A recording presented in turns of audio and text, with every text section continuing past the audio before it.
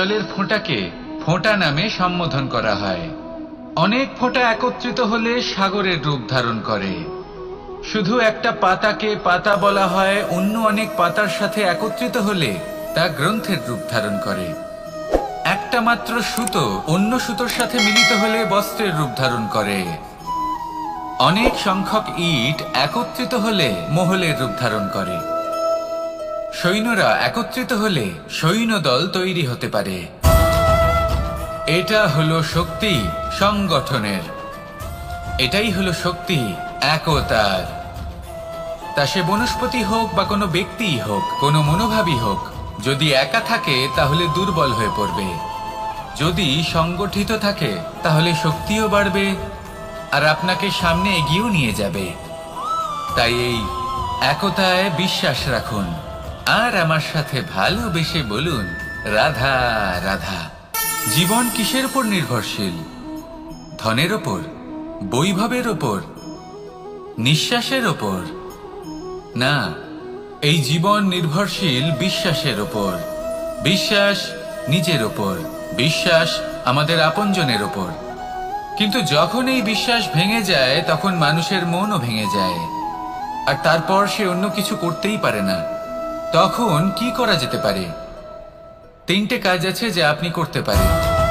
প্রথম, ভালোবাসা। যাকে আপনি ভালোবাসেন, যারা আপনাকে ভালোবাসে, ভুল যারই হোক না কেন, তার কাছে ক্ষমা চাইতে কখনোই সংকোচ বোধ করবেন না। দ্বিতীয় হলো বিশ্বাস। যারা আপনাকে ভালোবাসেন, আপনাকে বিশ্বাস করেন, তাদের বিশ্বাস কখনো ভাঙবেন না। তৃতীয় হলো আশা। যারা আপনাকে ভালোবাসেন, আপনাকে বিশ্বাস করেন, তাদের আশা আপনার সাথে জড়িত। তাদের থেকে কখনো কিচ্ছু লুকোবেন না। এই 3টে কাজ করুন আর এই জীবন সুপ্রসন্ন হয়ে বলবে রাধা রাধা। জীবনে সাফল্য এবং অসফলতা আপনার বল, আপনার শক্তির উপরে নির্ভরশীল নয়, আপনার মানসিকতার উপর নির্ভরশীল। যদি কোনো ব্যক্তি দৃঢ় নিশ্চয় করে নেয় তাহলে সে কখনো হারে না। যদি কেউ হার মেনে নেয় তাহলে সে কখনোই জিততে পারে না।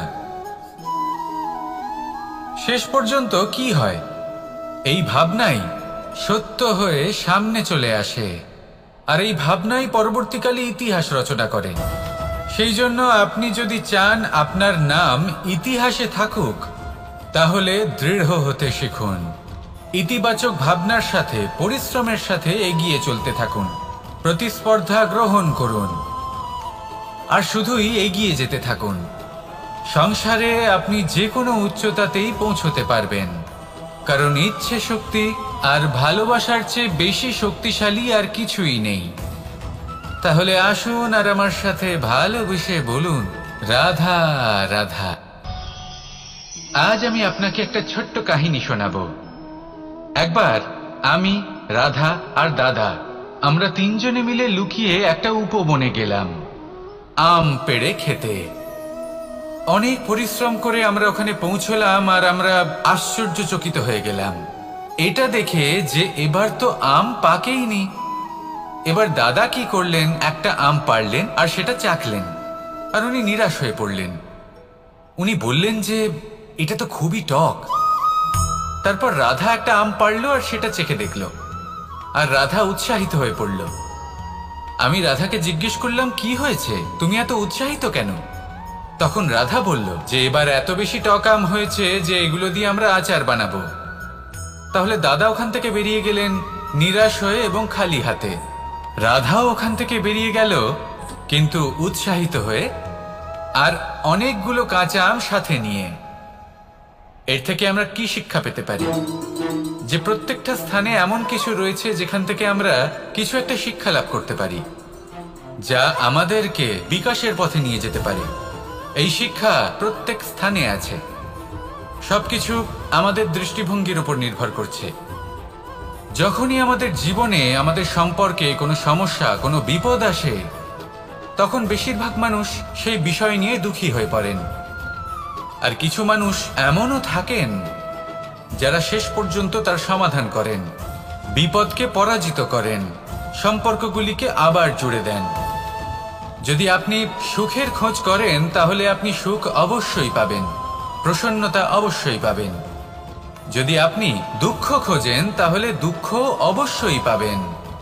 এবার আপনি কি খুঁজতে চান সেই চয়ন আপনারই। আসুন আর আমার সাথে ভালোবেসে বলুন রাধা রাধা। যখন সূর্যের অত্যাধিক তাপের কারণে এই ধরিত্রী শুষ্ক হয়ে যায় তখন প্রতিবিম্ব আমরা এইভাবে দেখতে পাই। আমরা কোথাও দূরে তাকালে আমাদের মনে হয় সেখানে জল রয়েছে। আমরা যখনই কাছে গিয়ে দেখি তখন দেখি যে সেখানে জলই নেই। তারপর যেই আমরা পেছনে ফিরে তাকাই আমরা দেখি যেখান থেকে আমরা এসেছি সেখানে জল পড়ে রয়েছে। এবার এই যে মরুতৃষ্ণা তা কিন্তু শুধুই ভূমিতে নয়, আমাদের ভাবনা চিন্তার সাথেও এটাই হয়ে থাকে, অনেক সময় হয়ে থাকে। যে ব্যক্তি জল লাভ করার আশায় বসে থাকে সে কখনোই জল লাভ করতে পারে না, কিন্তু যে ব্যক্তি জল লাভ করার আশায় নিরন্তর পরিশ্রম করতে থাকে, ঘাম ঝরায়, সেই ব্যক্তি কোনো মরুভূমিতেও জল লাভ অবশ্যই করে। জীবনে যদি আমরা বড় কিছু লাভ করতে চাই তাহলে নিরন্তর পরিশ্রম করতেই হবে। পরিশ্রমের এই মনোভাব অত্যন্ত গুরুত্বপূর্ণ। এই মনোভাব আর দৃষ্টিভঙ্গি এ হলো অন্তরের গুণ। রূপ এবং প্রসাধন এগুলি হলো বাহ্যিক আবরণ। যে ব্যক্তি রূপের কারণে আপনাকে ভালোবাসে তা প্রকৃত ভালোবাসা নয়, কিন্তু যে ব্যক্তি আপনার আবেগ এবং মানসিকতার জন্য আপনাকে ভালোবাসে তাই হলো প্রকৃত ভালোবাসা। তাহলে এই কথাটা মনে রাখুন আর আমার সাথে ভালোবেসে বলুন রাধা রাধা। সিংহকে বনের রাজা বলা হয়। অত্যন্ত শক্তিশালী হয় সে, তার পরিবারও খুব বড় হয়। কিন্তু যদি এমন হয় যে সিংহের পরিবারে নিজেদের মধ্যেই কলহ সৃষ্টি হয়, যদি তারা নিজেরাই লড়তে থাকে তাহলে কি হবে? সিংহকে মেরে তার পরিবারকে মেরে ফেলে শেয়াল বনের রাজা হয়ে উঠবে। এবার এই কথা শুধুই সিংহের উপর প্রযোজ্য নয়, বরং প্রত্যেকটি ব্যক্তি, প্রত্যেক পরিবার, প্রত্যেক সম্প্রদায়, প্রত্যেক রাজ্যের উপর প্রযোজ্য হতে পারে। পরিবারে যদি মতভেদ বেড়ে যায় তাহলে সেই পরিবার ভেঙে যেতে পারে। ইতিহাস এই বিষয়ের সাক্ষী। যদি সমাজের মানুষ নিজেদের মধ্যেই লড়তে থাকেন তাহলে কেউ রাজা হতে পারেন না, বরং অন্য কেউ সেই কলহের সুযোগ নিয়ে নিজে রাজা হয়ে বসেন। একতার গুরুত্ব বুঝতে শিখুন। ঘুরে ফিরে বিষয়টা এসে দাঁড়াচ্ছে সেই ভালোবাসায়, কারণ ভালোবাসাই হলো সেই যা সকলকে একসাথে বেঁধে তাদের আনন্দে রাখতে পারে। প্রেমের থেকে বেশি শক্তিশালী আর কিছুই নেই।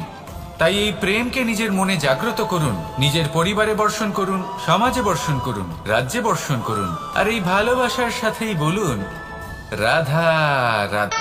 বর্ষার ঋতু যখনই আসে আনন্দ এবং উচ্ছ্বাসে মন ভরিয়ে তোলে। কখনো আপনি এটা ভেবে দেখেছেন যে এই বর্ষা যা আমাদের মনকে উচ্ছ্বাসে ভরিয়ে তোলে সে নিজে কতটা পরিশ্রম করার পরে আমাদের কাছে আসে? নদী হোক, সরোবর হোক, সমুদ্র হোক, তাকে সূর্যের তাপ সহ্য করতেই হয়। বাষ্প হয়ে আকাশে উড়ে যেতেই হয়। আকাশে গিয়ে কঠোর শীতলতার সম্মুখীন হতেই হয়। সেই ঠান্ডা সহ্য করতেই হয়। আর তারপর এই বর্ষা আমাদের গায়ে ঝরে পড়ে, কারোর তৃষ্ণা নিবারণ করে, আবার কাউকে আশ্বাস দিয়ে যায়। সেইভাবে জীবনে যদি আমাদের কোনো বড় কাজ করতে হয় তাহলে আমাদের কঠোর এবং নিরন্তর পরিশ্রম করতেই হবে। আর যে ব্যক্তি এই পরিশ্রম করার পরেও কোনো একটি নির্দিষ্ট স্থানে পৌঁছে যাবার পরেও বিনম্র থাকেন, সেই ব্যক্তি অমরত্ব লাভ করেন। তিনি হলেন সেই ব্যক্তি যাকে সমগ্র সংসার ভালোবাসেন। তাহলে সবসময় মনের মধ্যে বিনম্র ভাব বজায় রাখুন আর আমার সাথে ভালোবেসে বলুন রাধা রাধা। কোনো এক বস্ত্রে যদি ছোট্ট একটা ছিদ্র উৎপন্ন হয় আর যদি আমরা তার দিকে নজর না দিই তাহলে সময়ের সাথে সমগ্র বস্ত্র ছিঁড়ে যায় আর কোনো কাজে আসে না। যদি কোনো একটা নৌকাতে ছোট্ট একটা ছিদ্র উৎপন্ন হয় তাহলে সময়ের সাথে পুরো নৌকাই জলে ডুবে যায়। লক্ষ্যের দিকে অগ্রসর হওয়ার সময় একটা ছোট্ট ভুল আপনি যদি করে ফেলেন তাহলে আপনাকে তা লক্ষ্যের থেকে দূরে করে দিতে পারে। এমনটা এই সম্পর্কের সাথেও হয়ে থাকে। কোনো একটা ছোট্ট কথা, একটা ছোট্ট মনোমালিন্য যদি সম্পর্কে আসে এবং সেটা না মেটানো হয়, তাহলে সেই সমগ্র সম্পর্কটা অনেক বড় বড় সম্পর্ক ভেঙে যেতে পারে। যদি আপনার সম্পর্কে ছোট্ট একটা ছিদ্র উৎপন্ন হয়, তাহলে প্রেমের সূচ আর স্নেহের সুতো দ্বারা সেলাই করে ফেলুন, যাতে আপনার এই সম্পর্ক অটুট থাকে এবং প্রেম দ্বারা পরিপূর্ণ থাকে। আসুন আমার সাথে ভালোবেসে বলুন, রাধা রাধা। বর্ষা। কখনো অনুভব করে দেখেছেন এই বর্ষা? আকাশ থেকে বর্ষার ফোঁটা ঝরে পড়ে, মিষ্টি ফোঁটা, শীতল ফোঁটা, মনকে পবিত্র করে তোলে, ধরিত্রীর তৃষ্ণা নিবারণ করে, আশপাশটা সবুজে ভরিয়ে তোলে। এবার এইরকম জল আমরা কুয়ো থেকেও পেতে পারি। যদি আমরা ভেবে দেখি যে বর্ষা এবং কুয়োর জলের মধ্যে পার্থক্য কি, তবে পার্থক্য আছে। পার্থক্য হলো ভাগ্য এবং কর্মের। বর্ষা হলো ভাগ্য। প্রকৃতির যখন ইচ্ছে হবে তখন বর্ষা হবে, কিন্তু কুয়ো আমরা এমনি এমনি পাই না। কর্ম এবং পরিশ্রমের দ্বারা একে প্রাপ্ত করতে হয়। এই ধরিত্রীকে খুঁড়তে হয়, অনেক ঘাম ঝরাতে হয়, তবেই আমরা একটা কুয়ো প্রাপ্ত করতে পারি। এবার এই বর্ষা, এটা সারা বছর হয় না, কিন্তু কুয়ো এটা বছরের পর বছর আমাদের তৃষ্ণা নিবারণ করে। এবার এর থেকে আমরা কি শিক্ষা লাভ করি? এটাই যে আপনি ভাগ্যের উপর বিশ্বাস রাখুন, কিন্তু নিজের কর্মের উপর আস্থা রাখুন। কারণ কর্ম এবং পরিশ্রম আপনাকে এই সংসারের যে কোনো শিখরে পৌঁছে দিতে পারে।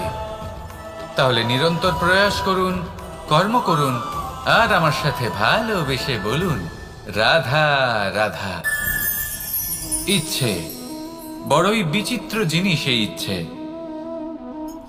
যদি তা পূর্ণ না হয় তাহলে তা ক্রোধকে জন্ম দেয়, যদি তা পূর্ণ হয় তাহলে লোভকে জন্ম দেয়, যদি সময়ের মধ্যে পূর্ণ না হয় তাহলে শোককে জন্ম দেয়, আর যদি সময়ের পূর্বেই পূর্ণ হয়ে যায় তাহলে অহংকারকে জন্ম দেয়। সকলের ইচ্ছে থাকে, আপনারও অবশ্যই থাকবে, তা অবশ্যই পূরণ করবেন। কিন্তু একটা কথা মনে রাখবেন, আপনার এই জীবন এটা কোনোভাবেই আপনার ইচ্ছে পূরণ করার মাধ্যম নয়। এ হলো ধৈর্য সাধনের এক মাধ্যম, নিয়ন্ত্রণ করার এক মাধ্যম। নিয়ন্ত্রণ নিজের কামনার ওপর, নিজের ইচ্ছের ওপর, নিজের আবেগের ওপর। কারণ ইচ্ছে এটা হলো সেই অশ্বের মতো যা একবার লাগাম ছাড়া হয়ে গেলে, আপনার হাত থেকে যদি এই লাগাম বেরিয়ে যায় তাহলে তা আপনাকে সোজা বিনাশের পথে নিয়ে যেতে পারে। কিন্তু যদি আপনি একে নিয়ন্ত্রণ করতে পারেন তাহলে এটা আপনাকে সাফল্যের শিখরে অবশ্যই পৌঁছে দিতে পারে।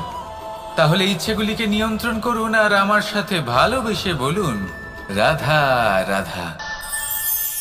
আমরা আনন্দ লাভের জন্য ভালোবাসি মা বাবাকে, ভাই বোনকে, পরিবার পরিজনকে, বন্ধুকে, প্রেমিকাকে।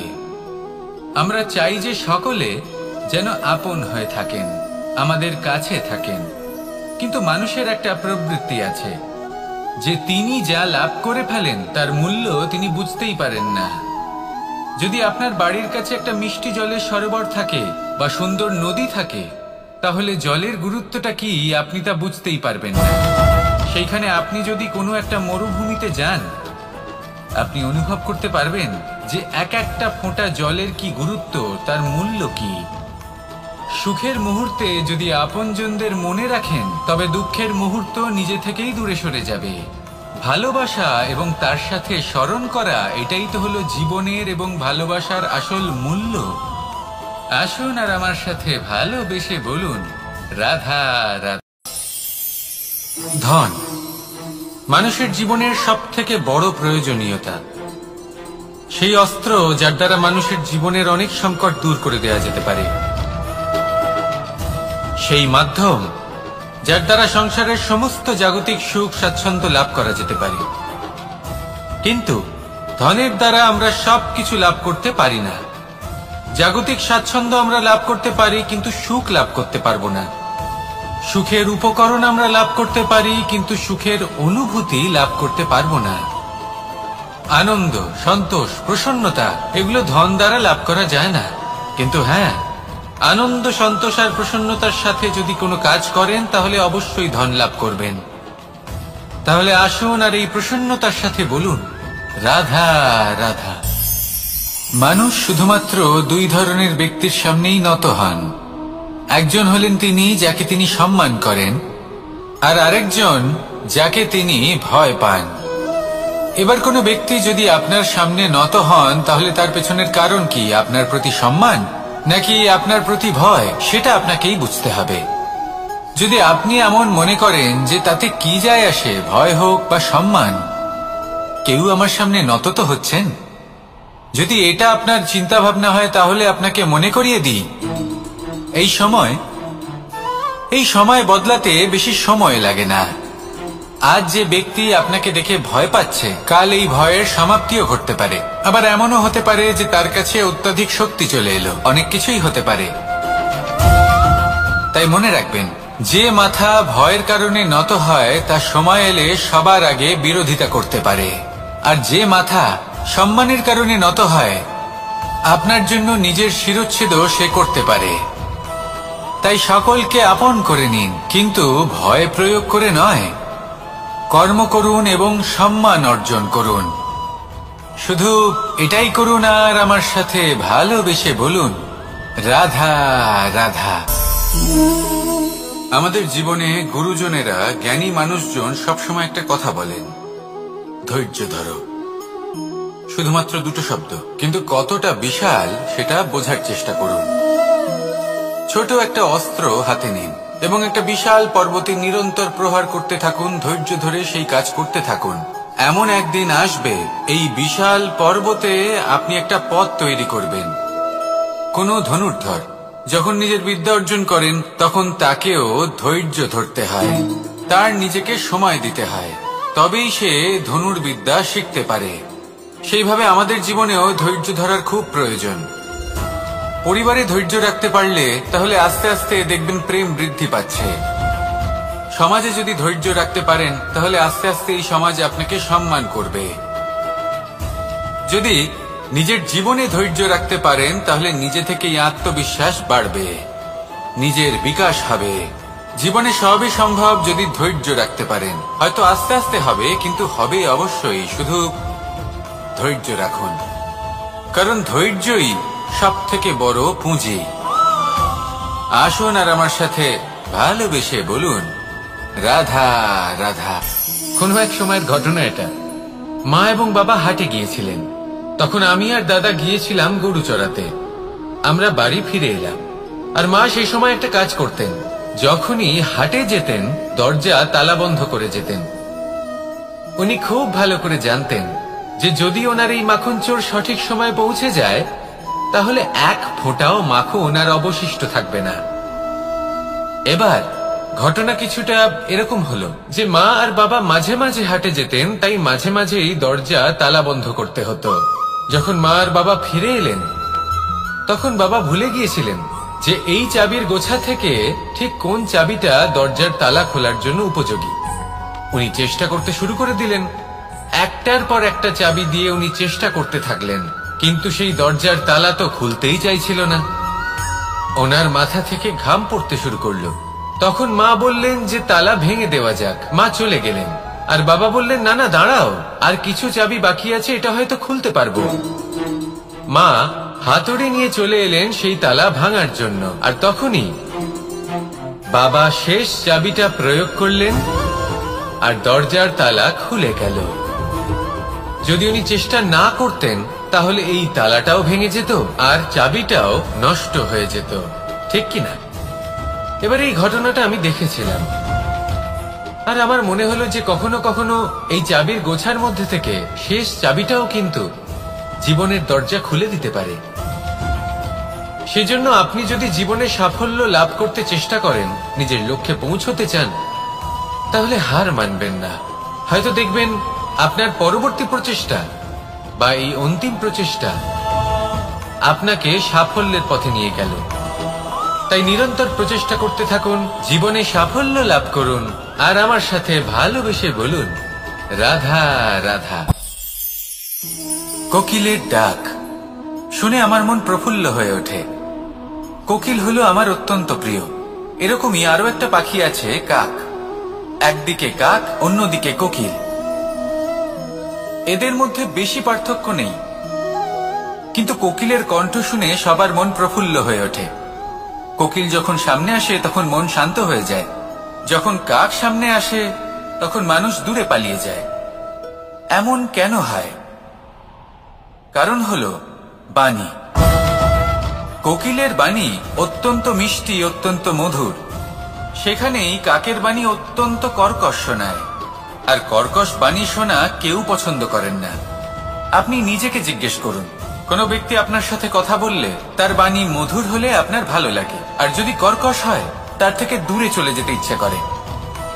তাই নিজের বাণীও এইভাবেই মধুর রাখুন, মিষ্টি রাখুন। এ আমারও খুব প্রিয়।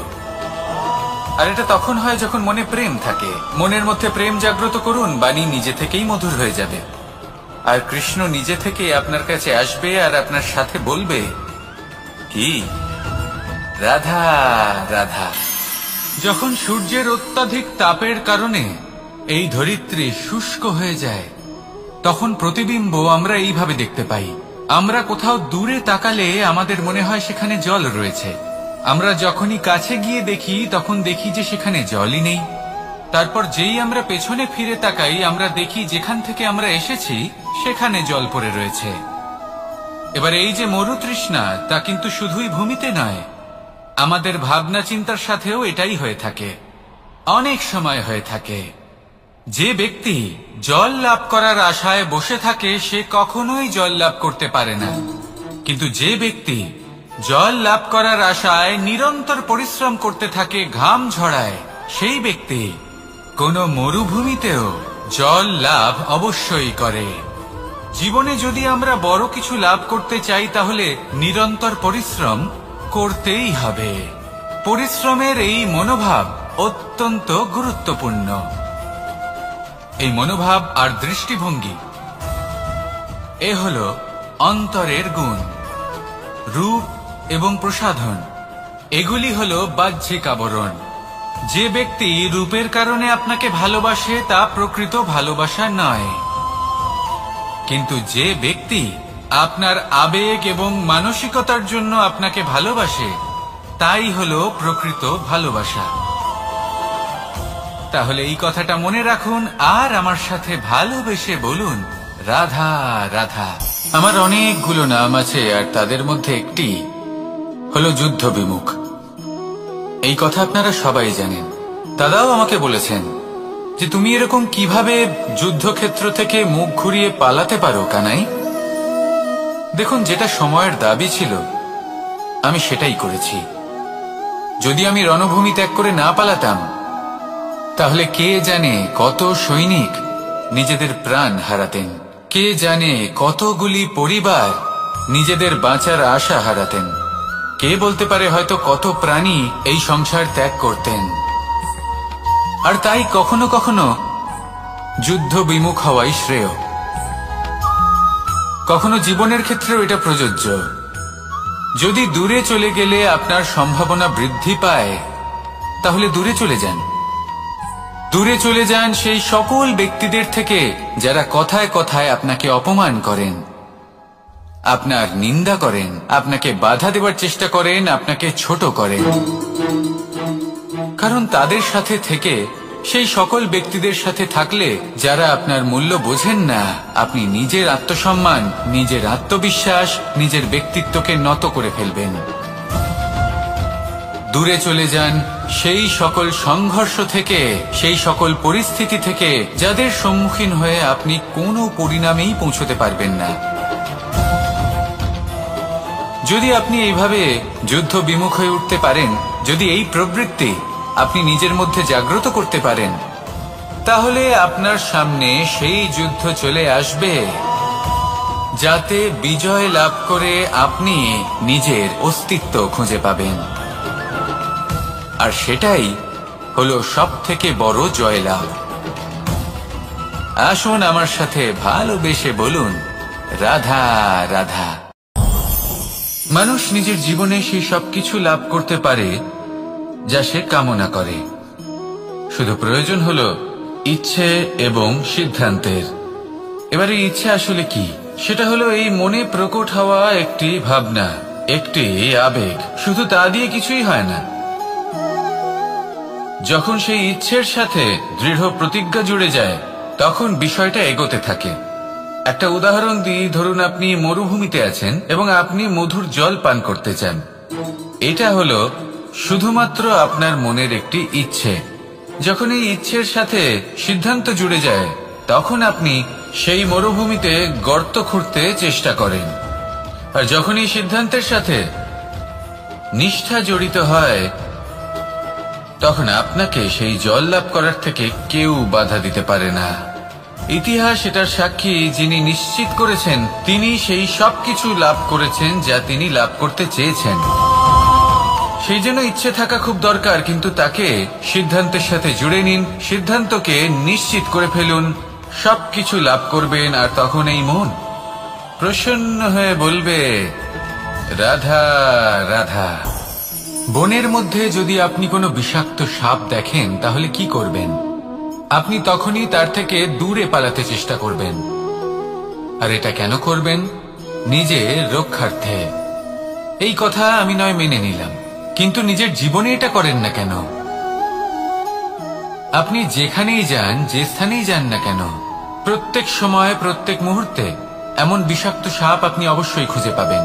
আর সেই সাপ নয় যাদের আপনি বনে খুঁজে পাবেন। এরা হলো সেই সাপ যা আপনাকে পাপ করতে বাধ্য করবে।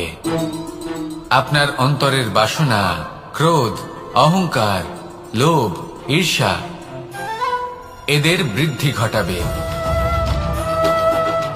দেখুন, বনের এই সাপ আপনাকে একবার ছেড়ে দিতেও পারে, ছোবল নাও মারতে পারে, কিন্তু এই যে পাপরূপী সাপ আছে, তা অবশ্যই ছোবল মারবে।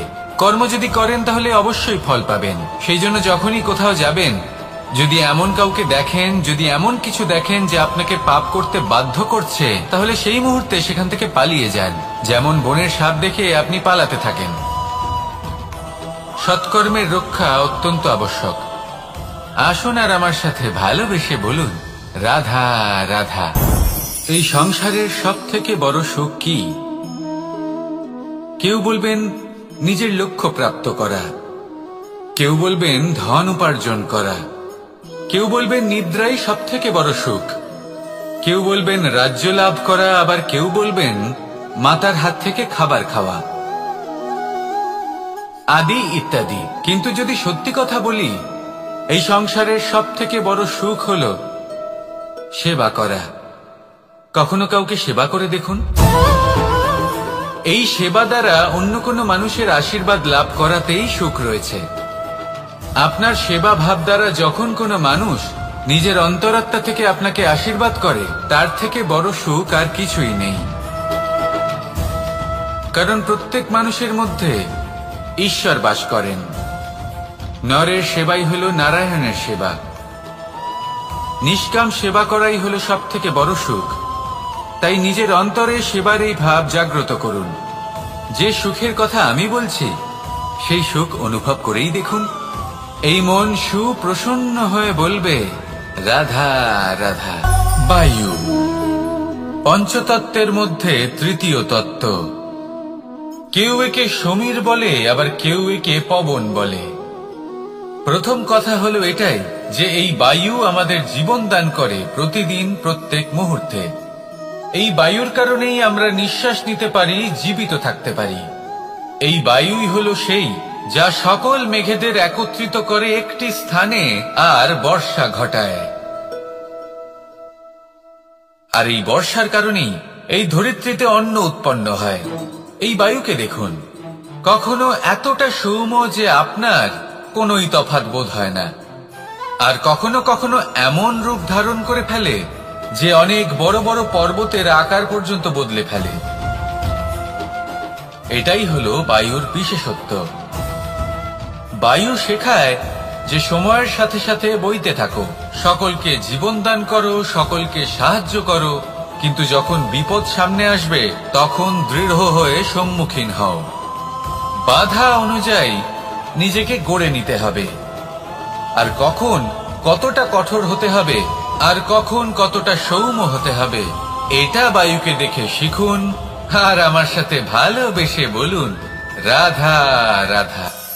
এই সংসারের আরম্ভ থেকে এখনো পর্যন্ত এবং ভবিষ্যতেও একটা যুদ্ধ আছে, যা হয়ে চলেছে, চলতেই থাকবে। পাপ এবং পুণ্যের মধ্যে যুদ্ধ, সত্য এবং অসত্যের মধ্যে যুদ্ধ। এই যুদ্ধ চলেই আসছে, আর এই যুদ্ধে যারা লড়েন তাদের আমরা সবসময় জয় জয়কার করি, আর যারা এই জয় জয়কার করেন তাদের প্রত্যেকের একটা বিশেষ গুরুত্ব থাকে। যখনই কোনো যোদ্ধা যুদ্ধক্ষেত্রে ক্লান্ত হয়ে পড়ে, শক্তিহীন হয়ে পড়ে, তখন এরা জয় জয়কার করে, শঙ্খ বাজাতে থাকে, সেই যোদ্ধাকে অনুপ্রেরিত করে, শক্তি এবং সাহসে ভরিয়ে তোলে, আর তখন সেই যোদ্ধা সেই যুদ্ধকে এগিয়ে নিয়ে যেতে পারে। যখন শ্রীরাম লঙ্কা যাত্রা করার জন্য সেতু তৈরি করছিলেন, তখন একটা ছোট্ট মিষ্টি কাঠবিড়ালি নিজের মুখে মাটির টুকরো বয়ে নিয়ে গিয়ে তার সাধ্যমতো তাকে সাহায্য করছিল। শ্রীরাম দেখলেন এবং বললেন যে ও তো সবার মনোবল বৃদ্ধি করছে, সবাইকে প্রেরিত করছে। ও বলল যে আমি এত ছোট হয়েও যদি এই কাজ করতে পারি, তাহলে আপনারা সবাই কেন পারবেন না? এটাই হলো সেই সকলের মাহাত্ম্য, যারা জয় জয়কার করেন, অনুপ্রেরিত করেন, সাহস যোগান। ওনারা সেই ব্যক্তি যারা একজন যোদ্ধার মধ্যে যুদ্ধকে জয় করার শক্তি প্রদান করেন। আসুন আমার সাথে ভালোবেসে বলুন রাধা রাধা। আপনি কখনো কোনো বাজকে নিজের বাসা বানাতে দেখেছেন? এই বাজ যখনই কোনো বাসা বানায় তখন উঁচু গাছের ডালে বা কোনো পর্বতের শিখরে বাসা বানায়, অনেক উচ্চতায়, আর সেখানে তার সন্তানও জন্মগ্রহণ করে। যখন এই সন্তানেরা জন্মায় তখন এই বাজ খুবই ভালোবেসে এবং খুব সাবধানে এদের পালন পোষণ করে, নিজের ঠোঁট দিয়ে তাদের ঠোঁটে খাবার পরিবেশন করে। কিন্তু যেই সেই সন্তানেরা হৃষ্টপুষ্ট হয়ে যায় এবং সেই কথা বাজ নিজে বুঝতে পেরে যায়, সেই বাজ নিজেই সেই বাসা ছিন্ন ভিন্ন করে দেয়। সেই সন্তান যাদের সবেমাত্র ডানা গজিয়েছে, কিভাবে উঠতে হয় তারা জানে না, সেই সন্তানগুলিকে উচ্চতা থেকে ঠেলে দেয়। সেই সন্তান প্রথমে ভয়ভীত হয়ে যায়, তারা সামনে মৃত্যুকে দেখতে পেয়ে ভয়ের কারণে তাদের ডানা ঝাপটাতে থাকে, আর সেই প্রক্রিয়াতেই সেই সন্তানগুলি উড়তে শুরু করে দেয়। এবার এই ঘটনায় আমরা কি শিক্ষা পেতে পারি? এটাই, যদি আপনি মাতা পিতা হন তাহলে নিজের সন্তানকে অবশ্যই স্নেহ করুন, কিন্তু তাদেরকে নিজের আঁচলের তলায় বেঁধে রাখবেন না।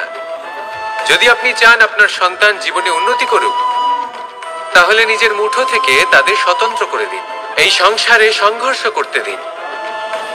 সেই সন্তান নিজেই বুঝতে পারবে যে জন্মের সময় পাওয়া ডানা কি করে ব্যবহার করতে হয়, আর আপনার চোখের সামনে আপনার সন্তান এই আকাশে উড়তে থাকবে। তাহলে আসুন আমার সাথে ভালোবেসে বলুন রাধা রাধা।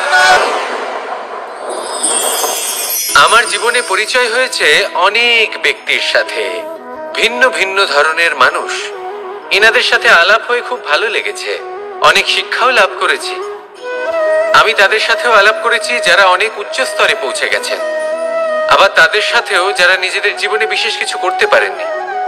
তাদের সাথেও পরিচয় হয়েছে যারা সফল, আবার তাদের সাথেও যারা অসফল। এবার এই সবই একই রকম মনে হয়, এদের মধ্যে পার্থক্য শুধুই মানসিকতার। যখনই কোনো অসফল ব্যক্তির সাথে পরিচয় হয়েছে, তখনই দেখেছি তাদের কাছে সবসময় একটা অজুহাত রয়েছে যে কেন তারা সফল হতে পারেননি। কখনো তারা দোষ দিয়ে থাকেন তাদের ভাগ্যকে, তাদের পরিস্থিতিকে, দোষারোপ করতে থাকেন তাদের মাতা পিতাকে, আত্মীয়দের, বন্ধু বান্ধবদের। কোনো না কোনো অজুহাত সবসময় এদের কাছে থাকে যে কেন তারা সফল হতে পারেননি। সেখানেই যখন সফল ব্যক্তির সাথে পরিচয় হয়, তাদের কাছে সবসময় একটা কারণ থাকে যে কিভাবে এই সমস্যাগুলির ঊর্ধ্বে উঠে সাফল্য লাভ করা যায়। আর সেই কারণ হলো যে যাই হয়ে যাক না কেন, সাফল্য লাভ করতেই হবে।